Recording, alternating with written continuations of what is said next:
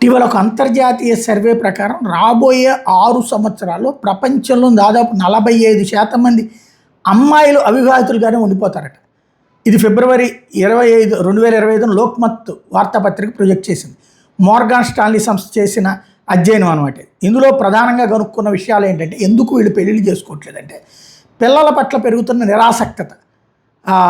ఈ సర్వే ప్రకారం 2030 నాటికి 25 నుండి 45 ఏళ్ల మధ్య వయసు ఉన్న మహిళల్లో దాదాపు 45% మంది అవివాహితులుగా ఉండడానికి రెడీ అవుతున్నారు.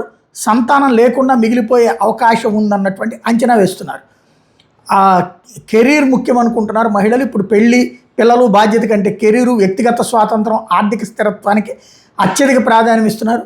వాళ్ళు పెట్టుబడి, వినియోగం, గృహ నిర్మాణం, జీవనశైలి మార్పులు, ప్రపంచవ్యాప్త మార్కెట్లని బేస్ చేసుకుని వాళ్ళు ఒక స్టైల్ ఆఫ్ లివింగ్కి ఇష్టపడుతున్నారు. ఆ స్టైల్ ఆఫ్ లివింగ్కి పిల్లలు అడ్డం అనుకుంటున్నారు, పెళ్ళి భారం అనుకుంటున్నారు.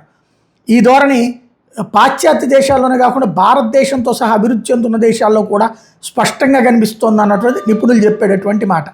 చాలామంది వివాహబంధం వల్ల వచ్చే బాధ్యతలు మోయడానికి ఇష్టపడట్లేదు. తమకంటూ ప్రత్యేకంగా స్వేచ్ఛగా జీవించే సోలో లైఫ్ స్టైల్ని ఎంచుకుంటున్నారు. కుటుంబాలు మరియు వివాహం చేసుకునే జంటల ఆదాయాన్ని బట్టి వివాహ వేడుకల బడ్జెట్ నిర్ణయాలు, సంప్రదాయాలని కూడా మారుస్తున్నాయి. అంటే భారీ ఖర్చులతో పెళ్లి చేయాలా, ఆ పైన భారీగా లగ్జరీ వెల్ సెటిల్డ్ అయితేనే చేసుకోవాలన్నటువంటిది.